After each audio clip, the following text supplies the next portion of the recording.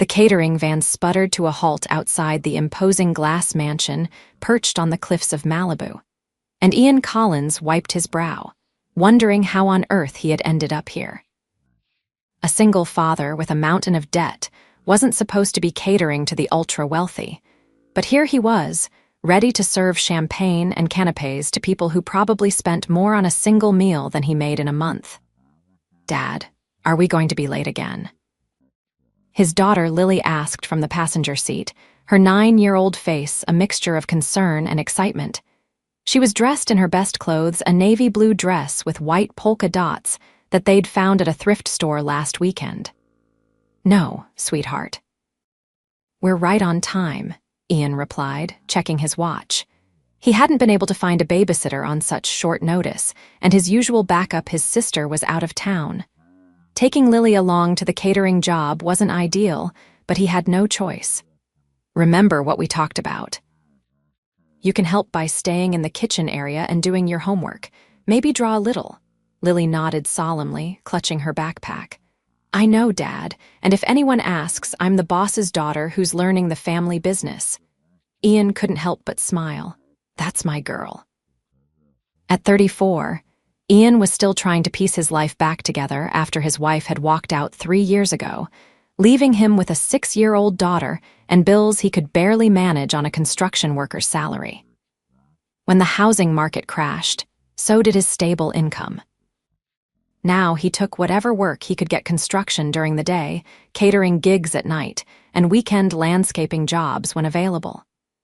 "Let's get this show on the road," he said, hoisting a box of supplies. "Mr. Ramirez is expecting us in the kitchen." The mansion was even more impressive up close. Floor-to-ceiling windows showcased panoramic ocean views, and Ian could see staff bustling about, preparing for what appeared to be a significant event. As they entered through the service entrance, the head chef, Miguel Ramirez, greeted them with a mixture of relief and irritation. "Collins, finally, set up at Station 3. We're serving 200 tonight, the Tea Foundation's annual fundraiser." He paused, noticing Lily. "Who's this?" "My daughter, sir. Babysitter canceled last minute. She'll stay out of the way, I promise." Miguel sighed but nodded. "Fine, kitchen corner only. Don't let her wander." Ian quickly got to work, setting up his station with practiced efficiency. The event was high profile, some sort of charity gala for environmental conservation. His job was simple: serve drinks, smile, and be invisible. The pay was good, almost enough to cover this month's rent with a bit left over for Lily's school supplies. "Dad," Lily whispered as she set up her small workspace in the kitchen corner, "everyone here looks so fancy." Ian glanced at his reflection in a nearby stainless steel panel. His white uniform shirt was pressed, his black pants were free of wrinkles, and his hair was neatly combed. Still, he felt out of place. "Just remember, sweetheart, we might not have what they have, but we've got something better." "Our super dad-daughter team," Lily completed with a grin, their usual mantra. As guests began to arrive, Ian moved through the crowd with a tray of champagne flutes. The wealthy attendees barely noticed him, too engrossed in their conversations about vacation homes and stock portfolios. He had learned to blend in, to become part of the furniture, until he saw her. She stood by the window, slightly apart from the crowd, gazing out at the ocean. Unlike the other women in their designer gowns and flashy jewelry, she wore a simple black dress that seemed expensive in its understatement. Her dark hair was pulled back in an elegant knot, revealing a delicate profile that struck Ian as both beautiful and somehow sad. When she turned and caught him staring, Ian quickly looked away, embarrassed. But not before noticing her eyes, a striking amber color that seemed to see right through him. "Champagne," he offered, approaching her with his tray, his voice more nervous than he'd intended. She smiled, a genuine expression that transformed her face. "No, thank you, I don't drink. Water, perhaps, or maybe a sparkling cider." "Water would be lovely." Her voice was warm, without the condescending tone he'd come to expect from the wealthy clientele he served. "I'll be right back with that," Ian said, retreating to the kitchen. When he returned with water, she was still standing alone, though several guests had tried to engage her in conversation. She thanked him with another smile, and he noticed the way she seemed to actually look at him, not through him like most guests did with the serving staff. "Are you enjoying the party?" he asked before he could stop himself. Servers weren't supposed to make small talk with guests. She laughed softly. "Is it that obvious that I'm not?" "Maybe just to another outsider," he admitted. "You noticed that too?" She sipped her water. "I'm Amelia, by the way." "Ian," he replied, surprised by her introduction. Guests rarely offered their names, let alone asked for his. "Ian," she repeated, as if testing how it sounded. "So what brings you here tonight, Ian?" He held up his tray with a wry smile. "Making ends meet." A commotion from the kitchen interrupted their conversation. Ian turned to see Lily standing in the doorway, her eyes wide as one of the chefs gestured frantically for her to get back inside. "Excuse me," Ian said hurriedly to Amelia. "I need to check on that." He rushed to the kitchen, where Lily was nearly in tears. "Dad, I just wanted to see what it looked like out there. I'm sorry." "It's okay, sweetheart," he soothed, kneeling to her level. "But you need to stay here, remember? I can't afford to lose this job." "Is she yours?" Amelia's voice came from behind him. She had followed him into the kitchen, her presence causing the busy staff to pause momentarily. Ian stood quickly. "Yes, this is my daughter, Lily." My childcare fell through at the last minute. Instead of the disapproval he expected, Amelia's face softened. She knelt down to Lily's level. "Hello, Lily. I'm Amelia. It's very nice to meet you." Lily, always quick to make friends, smiled through her tears. "Are you at the fancy party?" "I am, but to tell you a secret," Amelia leaned in conspiratorially. "I'd much rather be in here with you. Parties like that can be quite boring." Lily giggled. "Dad says we can't afford boring. We're too busy for it." Ian felt his face flush with embarrassment, but Amelia laughed a genuine, delighted sound. "Your dad sounds very wise." She looked up at Ian with those remarkable amber eyes, and very dedicated. Before Ian could respond, Miguel appeared, his expression tense. "Collins, you're needed out there. Miss Thornton, I apologize for the intrusion." Miss Thornton. Ian felt a jolt of recognition. The Thornton name was plastered all over the event materials, the T Foundation. This wasn't just any guest. This was Amelia Thornton, likely one of the event's major donors. "No apology necessary, Miguel," Amelia said smoothly. "In fact, I was hoping I might borrow Lily for a little while. The party could use a touch of genuine enthusiasm." Miguel looked as if he might faint. "Miss Thornton, it's fine," she insisted. "Unless Ian objects." Ian hesitated. Every parental instinct told him to keep Lily close, but Amelia's kind eyes held no malice, only a genuine interest that surprised him. "It's up to Lily," he finally said. Lily, always more outgoing than her father, nodded eagerly. "Can I, Dad? Please?" "Stay where I can see you," he cautioned. As he returned to serving guests, Ian watched Amelia introduce his daughter to a few selected attendees. Surprisingly, they seemed charmed by Lily's earnest questions and observations. Throughout the evening, he caught glimpses of them. Amelia showing Lily the art collection, pointing out the views, even introducing her to what appeared to be important business associates. It wasn't until the event was winding down that he was able to approach them again. Lily was animatedly describing her science project to Amelia, who listened with genuine interest. "Sounds like you've had an adventure," Ian said to his daughter. "Dad, Amelia knows so much cool stuff. She told me about saving the rainforests and how turtles get confused by plastic in the ocean." Lily's eyes were bright with excitement. "And she said I asked better questions than the reporters she talks to." Amelia smiled. "She's extraordinary, your daughter. Smart, curious, and remarkably poised for her age." "Thank you for keeping her company," Ian said, feeling the weight of the social gulf between them. "I hope she didn't talk your ear off." "Quite the opposite. She's been the highlight of my evening." Amelia's gaze lingered on his face. "Actually, I'd like to speak with you before you leave tonight. Would that be possible?" Ian's stomach tightened. Had he done something wrong? Of course. As they cleaned up after the event, Ian's mind raced with possibilities. Was she going to complain about Lily's presence? Or worse, had she recognized him from somewhere? His ex-wife had moved in wealthier circles after leaving them. Perhaps there was some connection he wasn't aware of. When the last of the staff had departed, Miguel approached Ian. "Miss Thornton is waiting for you on the terrace." "Make it quick. We need to finish loading the van." The terrace overlooked the illuminated infinity pool, which seemed to merge with the dark ocean beyond. Amelia stood at the railing, still in her elegant black dress, now with a light wrap around her shoulders against the night chill. "You wanted to see me?" Ian asked, trying to keep his voice steady. She turned, and in the soft lighting, her face looked even more striking. "Yes, thank you for coming. I wanted to speak privately." She gestured to a nearby chair. "Please sit." Ian remained standing.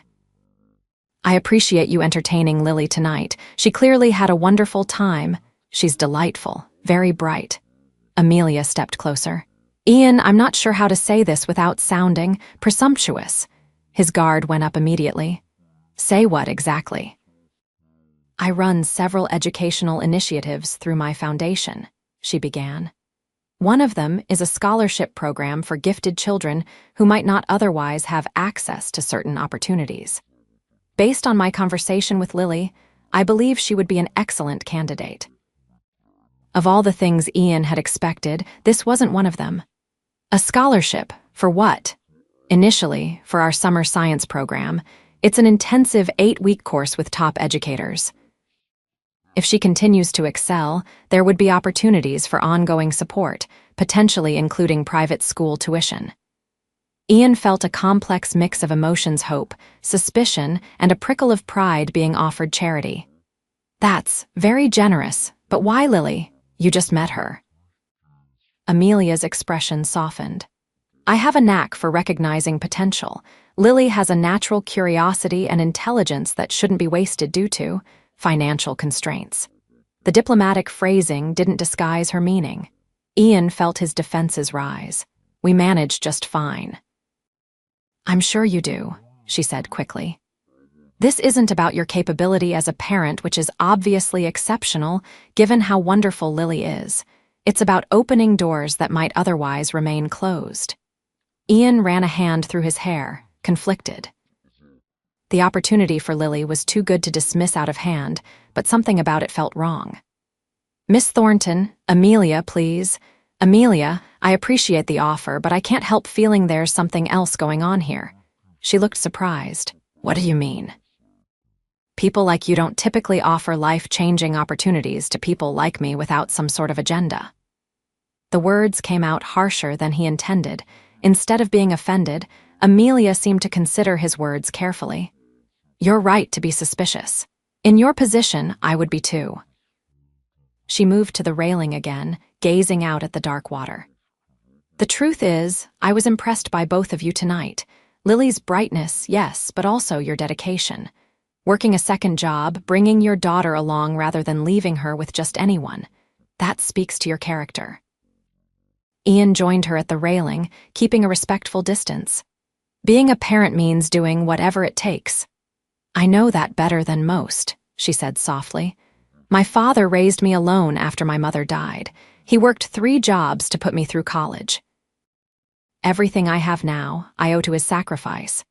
The revelation surprised Ian. He'd assumed she was born into wealth. "So this is, what, paying it forward?" Something like that. She turned to face him, her expression earnest. No strings, no agenda. Just an opportunity for a bright child and maybe. She hesitated. "A chance for us to get to know each other better." Ian blinked, caught off guard by the unexpected turn. "Are you asking me out?" A faint blush colored her cheeks. "Is that so hard to believe? Considering you're Amelia Thornton and I'm the guy serving drinks at your party." "Yes, actually." She laughed, the sound warm in the cool night air. "I'm just a person, Ian, and you're interesting, real in a way most people in my world aren't." Before he could respond, Miguel called from the doorway. "Collins, van's loaded. We need to go." Amelia reached into her clutch and pulled out a business card. My personal number is on the back. Call me about the program, or anything else. Ian took the card, feeling like he'd stepped into someone else's life. I will, he promised, though he wasn't entirely sure he meant it. As he and a sleepy Lily drove home in the rattling catering van, his daughter's drowsy voice cut through his thoughts. Dad, is Amelia your friend now? Ian glanced at the elegant business card on the dashboard. I'm not sure, sweetheart.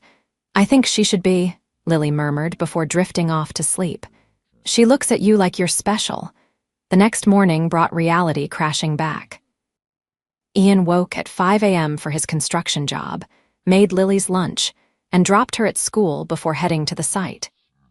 The memory of the previous night seemed like a dream: the mansion, the wealthy party guests, and especially Amelia Thornton with her amber eyes and surprising offer. Several times throughout the day, he pulled out her card, turning it over in his calloused hands. The thought of calling her seemed absurd.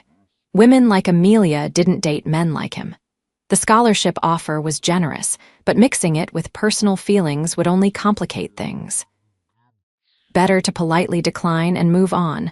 By the time he picked Lily up from school, he'd convinced himself to forget the whole thing. But his daughter had other ideas. Did you call Amelia about the science camp? She asked as soon as she climbed into the truck. Ian sighed. Lily, about that. I'm not sure it's the right fit for us. Her face fell. But why? She said I'd get to build robots and learn about space. It's complicated, sweetie. Is it because we can't afford it? She said it was free. Nothing's really free, Lil, he tried to explain, and it's not just about money. It's about... He trailed off, not sure how to explain his reservations without sounding prideful or paranoid. Lily crossed her arms.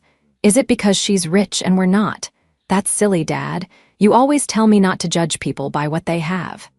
Out of the mouths of babes. Ian couldn't help but smile at having his own lessons turned against him. You're right. I'll think about it. That evening, after Lily was asleep, Ian finally worked up the courage to call the number on the back of Amelia's card. He half expected to reach an assistant or a voicemail, but she answered on the second ring. This is Amelia. Ian cleared his throat. Hi, it's Ian Collins, from the party last night. There was a pause, and for a moment he thought she might not remember him. Then her voice warmed. Ian. I was hoping you'd call. I've been thinking about your offer for Lily, he began, sticking to the safer topic. The science program sounds amazing, and she's very excited about the possibility. That's wonderful. I can have the application materials sent to you tomorrow. It's just a formality. The spot is hers if she wants it. Thank you, Ian said sincerely. It's a generous opportunity. Another pause. And was there anything else you wanted to discuss? Ian took a deep breath. Actually, yes. I was wondering if maybe you'd like to get coffee sometime. Just to talk more about the program, of course. Of course, she agreed, though he could hear the smile in her voice. Just to discuss the program, how about tomorrow? There's a cafe near the marina, very casual. Tomorrow works, Ian said, surprised at how quickly things were moving. Around noon. I can take my lunch break then. Perfect. I'll text you the address. After hanging up, Ian sat on his worn couch, staring at his phone in disbelief. He had a coffee date with Amelia Thornton. What on earth was he thinking? The cafe was nestled between a local bookstore and a surf shop, far from the upscale establishments Ian had expected Amelia to frequent. When he arrived, dressed in his cleanest jeans and button-down shirt, she was already there, wearing sunglasses and a simple blouse with jeans. Without the evening gown and formal setting, she looked younger, more approachable, though no less beautiful. I hope this place is okay, she said as he sat down across from her. They make the best lavender latte in town, and it's quiet enough to talk. It's great, he assured her, though he'd never had a lavender latte in his life. Thanks for meeting me. She slipped off her sunglasses, revealing those remarkable amber eyes. I'm glad you called. I wasn't sure you would. To be honest, I almost didn't. Because you think I'm out of your league? She asked directly. Ian couldn't help but laugh at her frankness. Among other concerns, yes. Let's address those concerns then, she suggested. What else is bothering you about this arrangement? He appreciated her straightforwardness.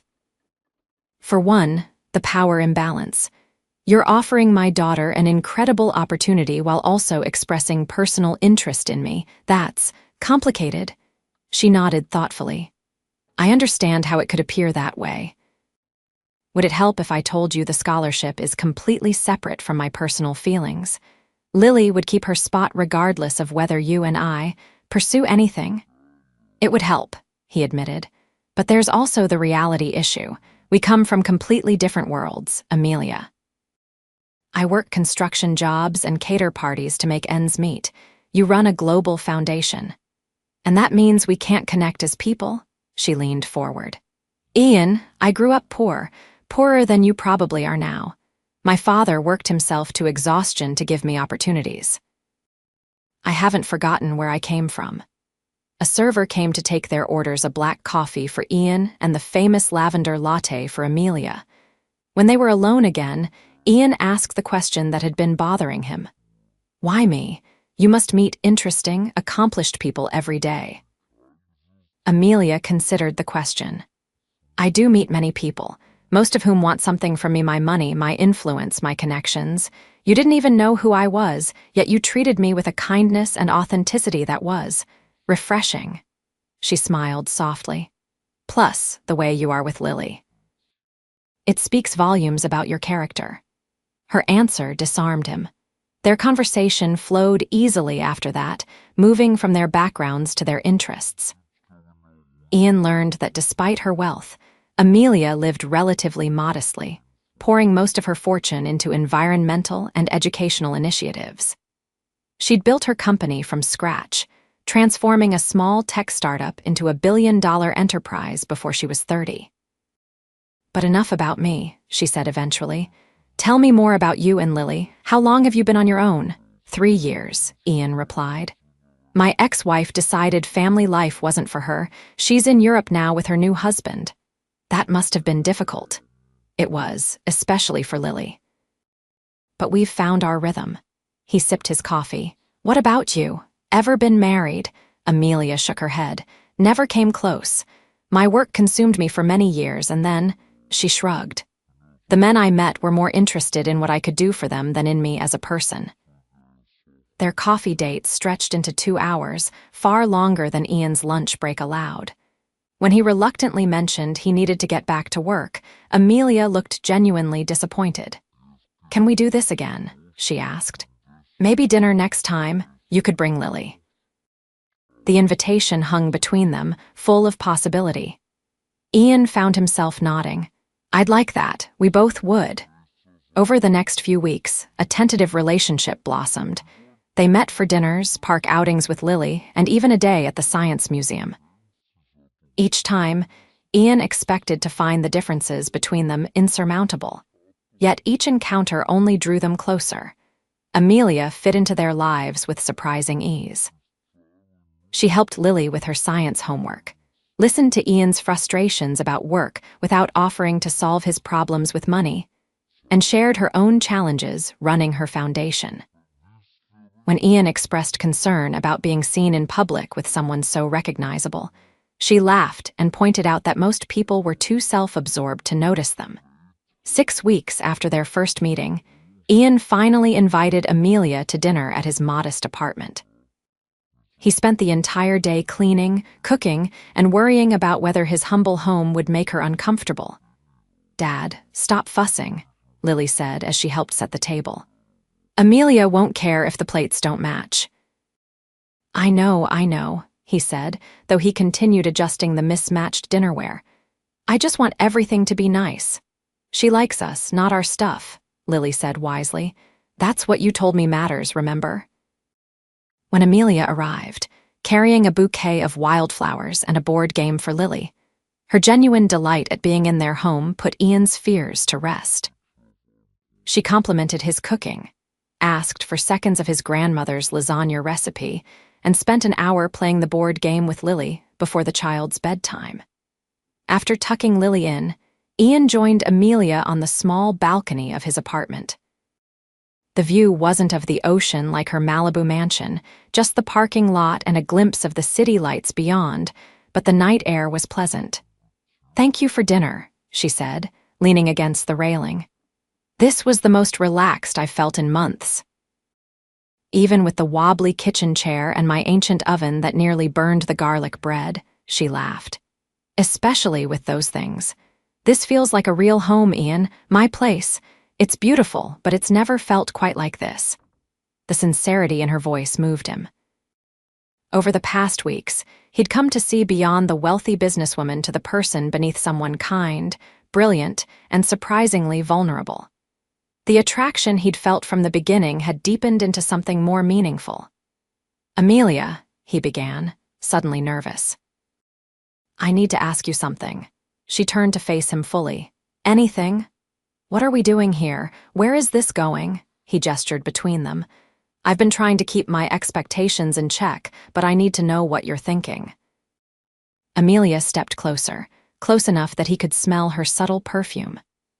"I'm thinking that I've fallen for a hardworking, dedicated father who makes me laugh and sees me for who I really am. I'm thinking that I want to see where this could go, if you're willing to take that chance with me." Ian felt a weight lift from his shoulders. Despite all the complications, the different worlds we come from, different starting points, maybe, she corrected gently. "But I think we're heading in the same direction now." When he kissed her, it felt both inevitable and surprising, the culmination of weeks of growing feelings and the beginning of something new. Her lips were soft against his, her hands warm as they slid up to his shoulders. "I've wanted to do that since the night we met," he confessed when they finally parted. "What took you so long?" she teased, her eyes bright in the dim light. In the months that followed, their relationship deepened. Lily thrived in the science program, forming friendships with other curious minds, and developing a particular interest in marine biology that Amelia nurtured with books and field trips. Ian continued his construction work, refusing Amelia's subtle offers of financial help, but accepting her connections when they led to better-paying projects. Their worlds began to mesh in unexpected ways. Ian accompanied Amelia to several foundation events, no longer as server but as her partner, his natural charm and straightforward manner winning over even the most skeptical socialites. Amelia became a regular fixture at Lily's school events and their Sunday morning pancake tradition. There were adjustments and occasional tensions. Ian struggled with the disparity in their financial situations, especially when Amelia casually suggested solutions to problems he'd been wrestling with for years. She sometimes forgot that his schedule wasn't as flexible as hers, leading to misunderstandings when work prevented him from joining foundation events. But with each challenge, they found their way back to what mattered: the connection they'd built, the family they were slowly becoming. 6 months after they met, Amelia invited Ian and Lily to spend a weekend at her beach house, a smaller, cozier property than the mansion where they'd first met. As they walked along the shore at sunset, Lily running ahead to collect shells, Amelia took Ian's hand. "I've been thinking," she began. "Dangerous," he teased, now comfortable enough to joke about her brilliant mind. She smiled. "I've been looking at properties closer to your neighborhood. The commute to headquarters is becoming tiresome." Ian stopped walking. "You're thinking of moving because of us." "Because of many factors," she clarified. "But yes, you and Lily are the most important ones. I want to be closer to the people I love." The word hung between them, not for the first time, but perhaps the most significant. Ian pulled her close. "We love you too, you know, both of us." "I know." She nestled against him, watching Lily chase the waves. "I never expected this when I attended that fundraiser. I was actually planning to leave early before I saw you. And I was just trying to make it through the night without breaking anything expensive," Ian laughed. "Funny how life works out." As they stood there on the beach, the setting sun painting the sky in brilliant oranges and pinks, Ian marveled at the journey that had brought them together. From server and guest to partners building a life together, they'd crossed boundaries of class and circumstance to find something genuine. Later that evening, after Lily had fallen asleep in the guest room surrounded by her shell collection, Ian and Amelia sat on the deck overlooking the moonlit ocean. A small velvet box sat between them on the table. "Are you sure about this?" Ian asked, his voice hushed in the quiet night. "It's a big step." Amelia reached for his hand. "I've never been more certain of anything, but the question is, are you ready? This changes everything." Ian looked at the box, then back at the remarkable woman who had walked into his life and turned it upside down in the most wonderful way. "I think I've been ready since that first night when you looked at me like I was worth seeing." He opened the box, revealing a simple key nestled on the velvet interior. "It's symbolic," Amelia explained. "A key to my home, to my life. I want you and Lily to move in with me wherever we decide to live. I want us to be a family, officially." Ian took the key, feeling its weight in his palm. "On one condition. Name it. We do this as equals, partners in every sense. I won't be kept, and I need to contribute my share." Amelia's smile was tender. "I wouldn't have it any other way. Your contribution has never been about money, Ian. It's about the love and stability you bring, the values you live by, the father you are to Lily." Under the vast sky filled with stars, they sealed their agreement with a kiss, no longer a billionaire and a struggling dad, but simply two people who had found home in each other against all odds. 1 year after their first meeting, they were married in a simple ceremony on the same beach where Amelia had given Ian the key. Lily, now 10 and flourishing in her new school, served as their flower girl and self-proclaimed official family uniter. The guest list was small, a mixture of Ian's construction crew friends, Amelia's close business associates, and the teachers from Lily's science program. As they exchanged vows with the ocean as their witness, Ian reflected on the unlikely path that had brought them together: a catering job he'd almost turned down, a chance conversation with a woman who could have been just another wealthy client. "When I served you champagne that night," he said during his vows, "I never imagined I was meeting the love of my life. You saw me when I was invisible to everyone else, and you've shown me that real wealth has nothing to do with money." Amelia, radiant in a simple white dress that echoed the one she'd worn the night they met, squeezed his hands. "And you reminded me what matters most: authenticity, integrity, and loving without reservation. You and Lily are the family I never dared to dream I could have." As they celebrated into the evening, surrounded by the people who mattered most, the distinctions that had once seemed insurmountable had faded away. They were no longer defined by their bank accounts or backgrounds, but by the life they'd chosen to build together, a life rich in love, purpose, and possibility. And when people asked how they met, they always shared a private smile before telling the story of the night a struggling single dad served champagne to a billionaire who was looking for something far more valuable than wealth: a place to belong.